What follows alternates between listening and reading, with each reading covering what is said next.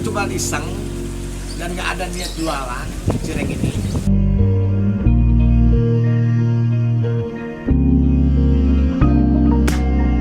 Pak Egi itu dulu saya kenal sama istrinya.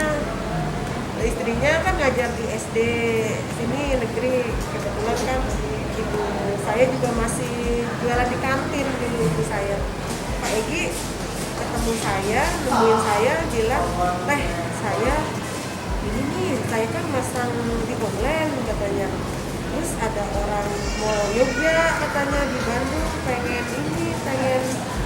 ketemu saya, pengen beli cireng." "Ya udah Pak, tapi pengen lihat pabriknya," katanya. "Belum seperti ini Pak, rumah masih di rumah ibu saya produksi." Jadi waktu Pak Egi pertama ambil cireng itu kita belum digabung.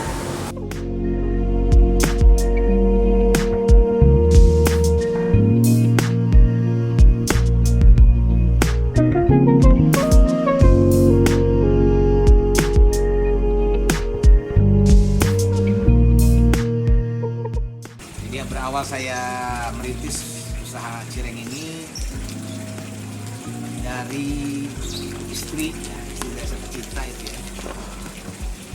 Itu sering cerita bahwasanya di sekolahnya dia itu ada ibu-ibu yang kebetulan sering bantu-bantu di sekolah. Dia cerita katanya bikin cireng enak. Dari situ saya coba untuk minta dibawakan. Saya coba, saya makan di kantor waktu itu saya masih kerja di Smart FM Jakarta. Awal dari situ kok responnya bagus dari teman-teman, ini cireng dari bikin di mana gitu. Dari situlah mulai respon baik, kok ini banyak yang memang enak awalnya gitu. Nah, setelah itu kemudian di berbagai tempat ada arisan keluarga, pengajian. Nah, ini saya siapin juga, ternyata juga sama responnya. Dan waktu itu saya belum terpikir bahwa ini menjadikan suatu bisnis ke depannya. Saya coba menghubungi bagian pembuatnya, itu produksinya, itu ibu yang kerja di sekolah tadi. Coba dibikinin saya mau coba, saya mau pasarkan. Kebetulan ibu itu ya terbatas dari segi modal. Kalau belanja itu ya minimal saya kasih uang dulu, mereka bikin. Dari situ timbul ide saya untuk saya pasarkan, terutama di kantor dulu saya waktu itu saya ada 9 tahun Smart FM. Ternyata dari lingkungan kantor respon sangat baik, senang dari teman-teman, minimal dari teman kantor, merembet dari setelah itu gedung sekitar situ ya juga pada pesan ke saya dengan jadi saya di situ lah, ini kok peluangnya ada nih untuk bisnis gitu ya. Tinggal saya ngembangin ke depannya. Berjalannya waktu saya coba di online, jualan di online. Alhamdulillah respon juga bagus, dari kota ke kota saya kirim lewat paket dulu awal. Kemudian saya berpikir lagi, ini di supermarket belum ada saya lihat produk seperti ini. Di supermarket belum ada, tapi kendalanya ini belum ada BRT, belum ada BPOM, belum ada halal gitu ya. Nah, saya koordinasi dengan pihak produksi, coba kita tembus ke sana sertifikasinya. Setelah sertifikasi berjalan, ya saya coba merambah ke toko-toko retail. Ya alhamdulillah dengan perjuangan doa dan restu Allah itu utamanya, yaitu diterima di salah satu toko di Bandung. Nah, awalnya kan orang berpikir cireng ini cuma makanan pinggir jalan. Dari situ ya merambah dari satu toko, dua toko, sampai saat ini alhamdulillah sudah hampir 125 outlet supermarket yang mau display cireng kita ini. Dari situ mungkin apapun sesuatu apapun ya banyak yang menurut kita nggak mungkin, tapi bisa jadi mungkin. Kalau kita pikir ini cuma makanan tradisional, tukang gorengan juga banyak, ternyata masih bisa menembus level ke retail supermarket. Awalnya itu cuma iseng dan nggak ada niat jualan cireng ini, karena pada waktu itu gue masih kemasan styrofoam kita cuman ya tinggal kalau di kantor tuh kayaknya enak makan apa aja kita coba saja di rumah kita. Pas berjalannya waktu pas berapa bulan kemudian tuh ada informasi batu perusahaan akuisisi dan kita kena PHK semua. Waktu itu saya belum bisa mengandalkan dari hasil jualan ini. Tapi setelah terjadi itu mungkin baik hikmah yang saya ambil, saya malah jadi termotivasi untuk lebih dalam menggeluti bisnis ini. Nah, yaitu dengan cara ya saya lebih fokus lebar pasar, luas pasar jualannya. Tadinya awalnya cuma lingkungan kantor aja. Jadi saya kerja 9 tahun ya hampir 10 tahun dan pengurangan PHK. Dari dana itu saya jadikan modal awal, saya bantu di bagian produksi,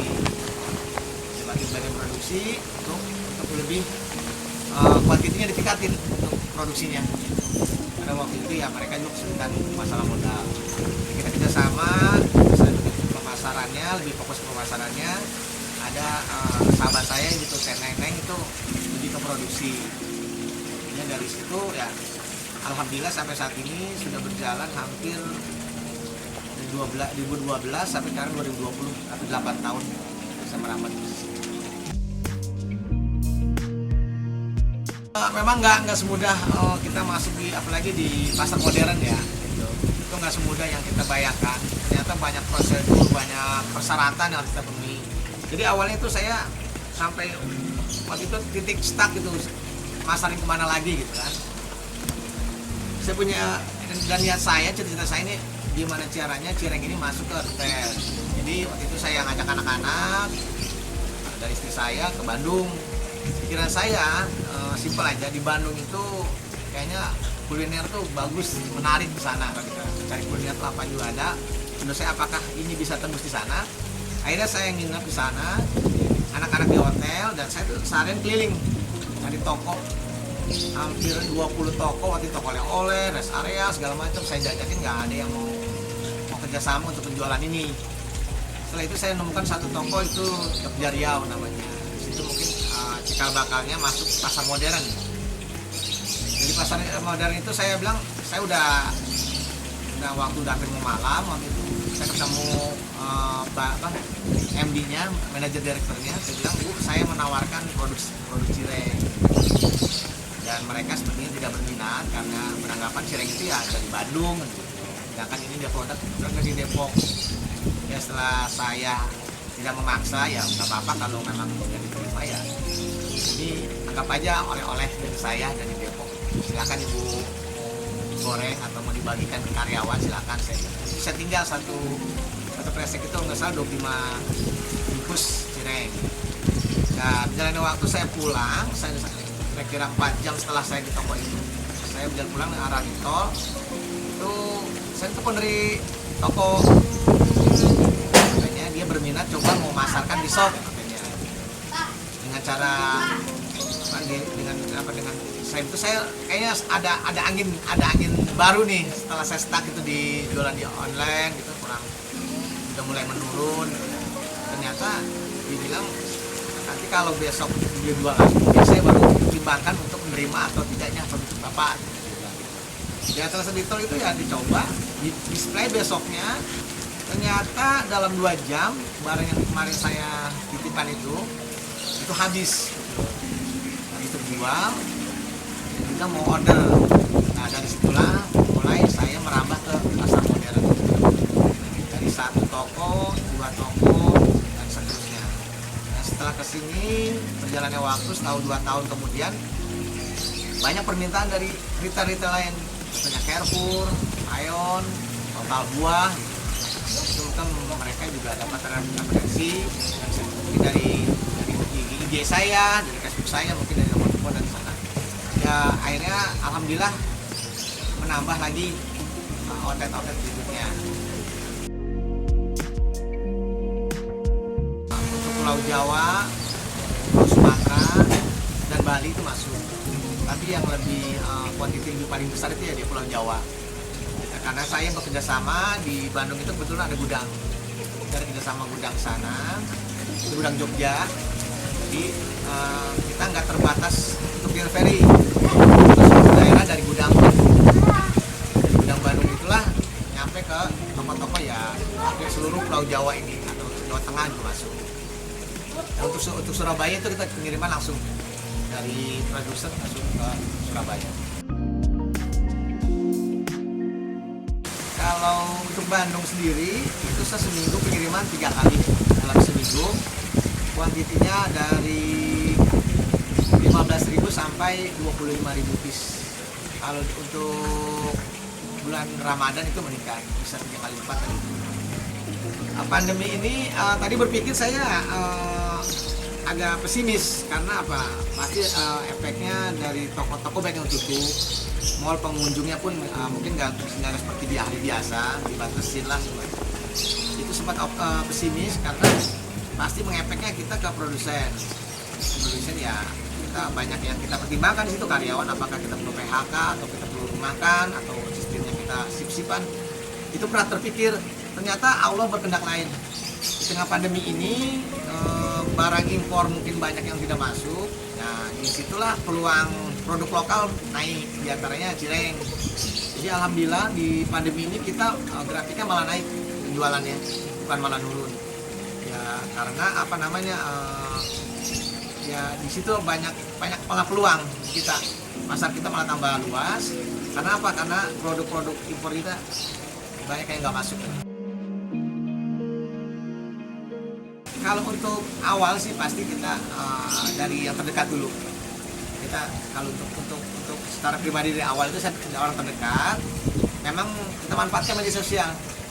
Itu kan zaman sekarang tuh sangat terbuka sekali, kita di media sosial, kita mau jualan apa aja bisa.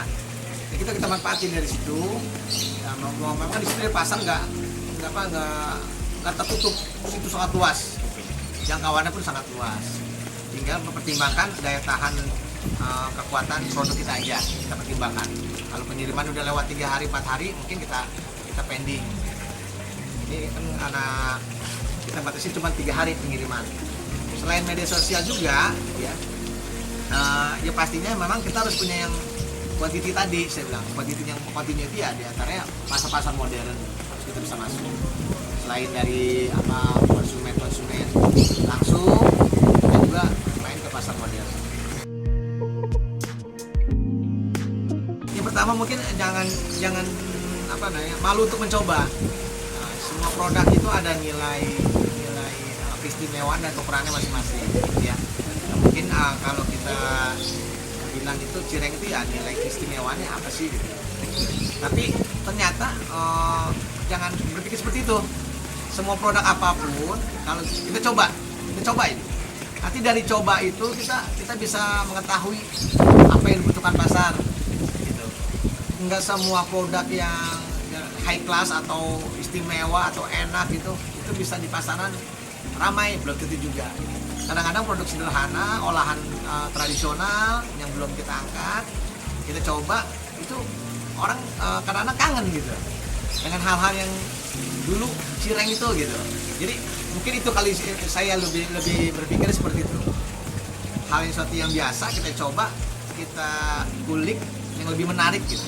Dengan cireng ini kan mungkin karena ada sambalnya dia. Dulu kita mungkin jualan cireng dengan mixnya itu dengan cabai bulat. Sekarang kita coba dengan bumbu rujak. Nah, di sini ada nilai plusnya di cireng ini. Jadi sambalnya itu sendiri. Rezeki itu sebenarnya sudah disiapkan. Tinggal kita mau menjemputnya ya, diantaranya ya dengan jalan silaturahmi, kita ya sering-sering kumpul pengajian atau segala macam ya. Memang di situ kita bisa sekaligus kita menawarkan ya, mungkin kita silaturahmi kita juga berjalan lebih positif lah gitu menurut saya gitu. Jadi kita lebarin sayap seluas-luasnya.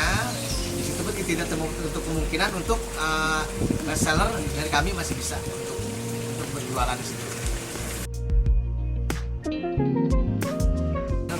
Yang pertama itu ya tidak ada yang tidak mungkin bagi Allah untuk merubah nasib seseorang. Ini pasti yang saya terapkan ya. Kalau kita mau merubahnya, intinya dari produk apapun ya, jenisnya apapun, kita berani coba, kita berani jemput. rezeki, karena rezeki kita udah siapin, sudah ada masing-masing setiap orang. Ketika kita mau jemputnya di situ, moto saya itu dari kita, mungkin kalau kita masih gagal atau masih banyak kendala, mungkin cara kita yang belum ketemu dengan baik. Menurut saya itu, kalau Allah udah nentukan jalan yang terbaik, semua itu mudah tanpa kita sadari. Oh, saya bisa gitu. Jadi sesuatu apapun pasti kita bisa lakukan kalau kita ya tentunya berdoa lah ya. Itu yang paling penting lah. Sewaktu saya kerja masih ya di kantor itu, saya jujur aja kebutuhan itu tidak buat sendiri aja masih kurang, apalagi buat orang lain. Nah di sini saya pernah ada niat saya waktu saya awal-awal mulai bisnis ini, saya ingin memberangkatkan kedua orang tua saya haji. Ya alhamdulillah dalam waktu turun 3 tahun itu terrealisasi. Jadi alhamdulillah di Cireng ini kita memberdayakan masyarakat sekitar dulu, setelah itu baru dari luar. Karena memang sekitar ini tidak membutuhkan yang lebih ahli lagi di bidangnya.